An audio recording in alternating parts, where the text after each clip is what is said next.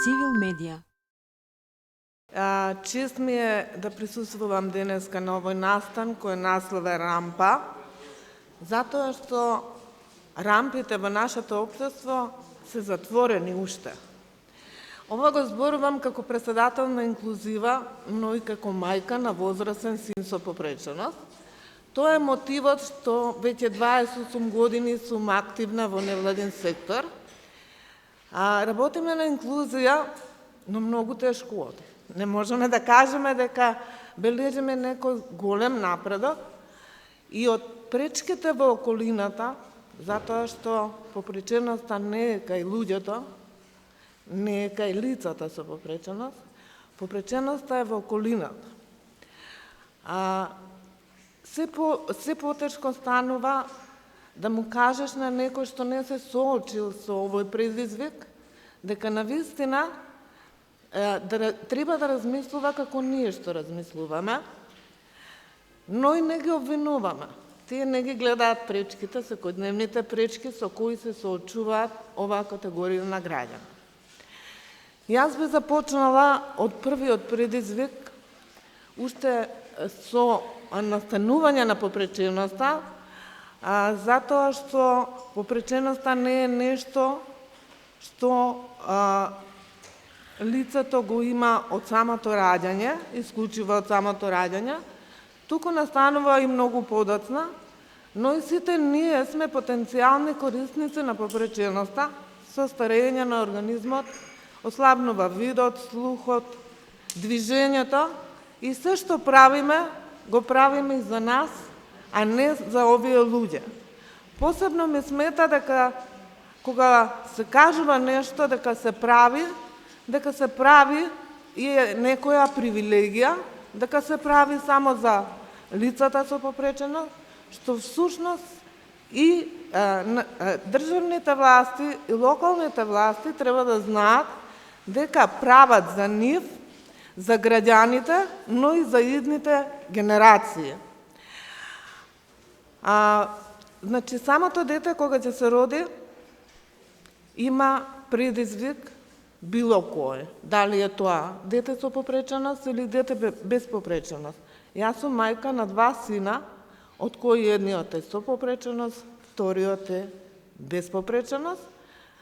Кај синот со попреченост, попреченоста настана подоцна од прележана болест, па за негова несреќа и секако на семејството, од лекарска грешка дополнително после 8 години настана дополнителна болест, што се вика епилепсија и што нема лек, но многу пари чини третманот на оваа болест.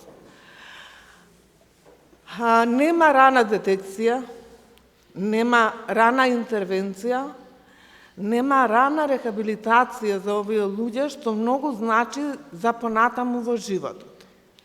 Исто така предизвик е вклучувањето во предучилишното образование или градинките, затоа што има голем отпор кога ќе се појави детенце со попреченост во градинките. Ова го кажувам од искуство, затоа што инклузива, иако е од Куманово, работи на национално ниво и работи на многу полиња.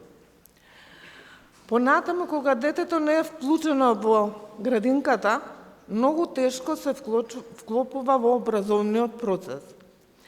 Затоа што децата, со присуство на деца со попреченост, воедно сваќаат дека има поразлични дечиња од нив и ги прифаќаат, им пружаат поддршка.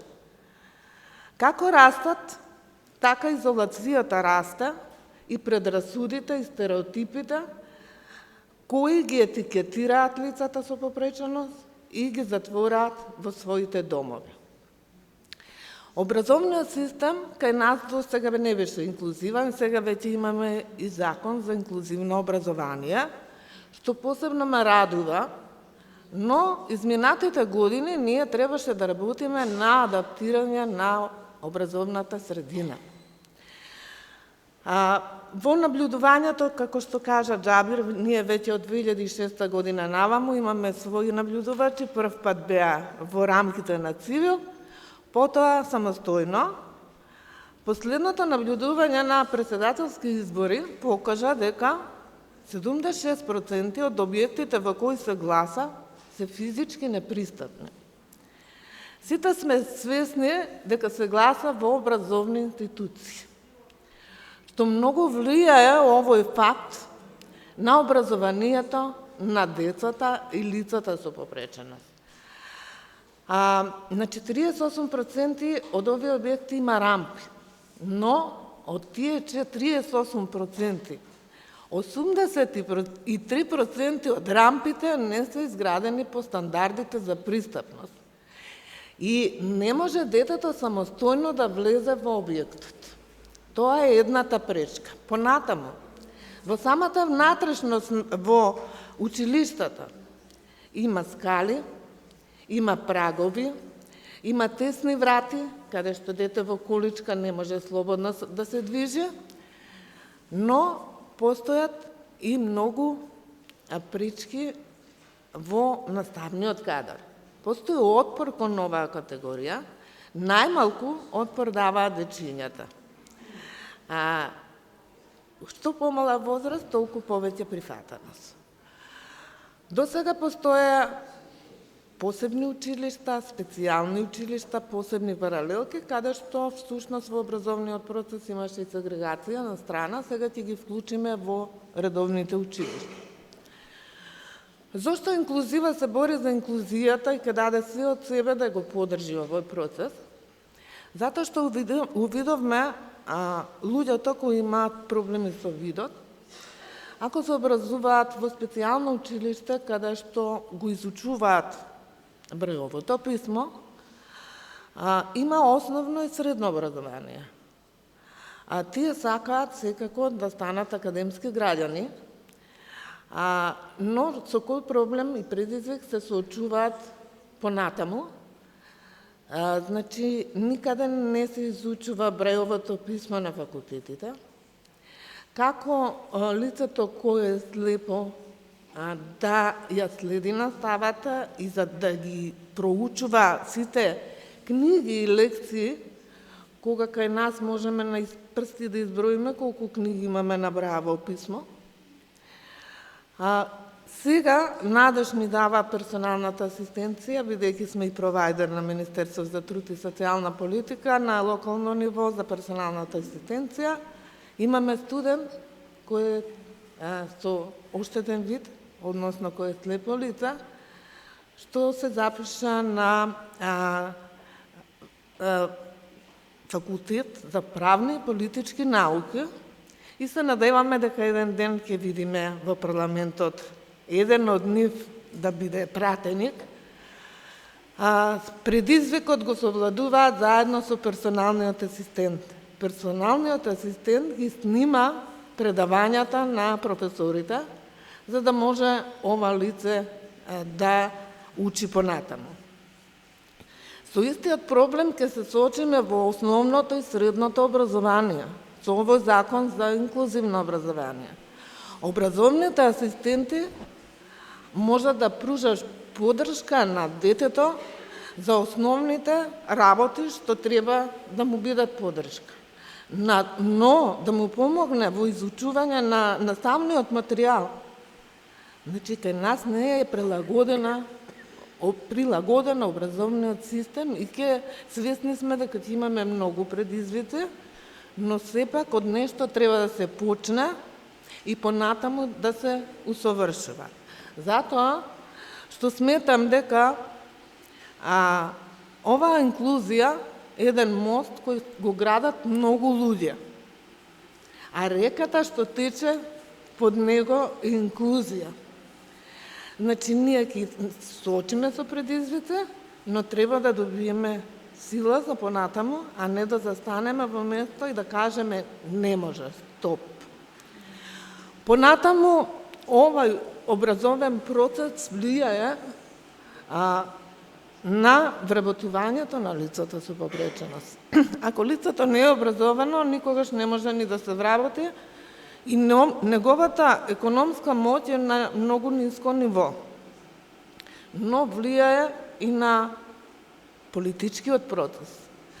За да стане некој пратеник, градоначалник, советник, председател, значи имаме желба секаде да ги има овие лица, треба да е образован, затоа што највеќе сметаме дека државата во овој момент највеќе треба да вложи во образованието.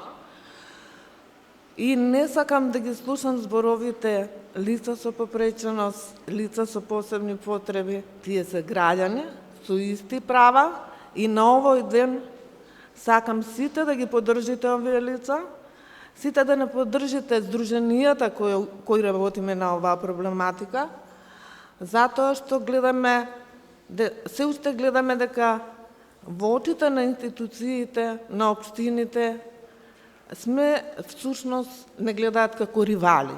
Не, ние сме продолжена рака и нашата рака е подадена за вклучување на оваа категорија на еднаква основа како и другите, без етикетирање.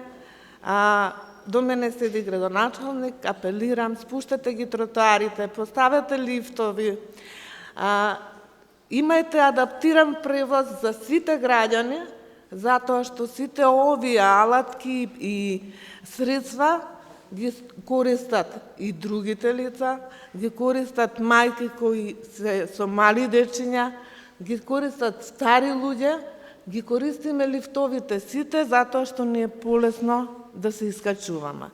Да не должам многу, упатувам апел до лицата со попреченост и до нивните семејства, бидете гласни, барате ги своите права, затоа што имате право. Благодарам. Цивил медија.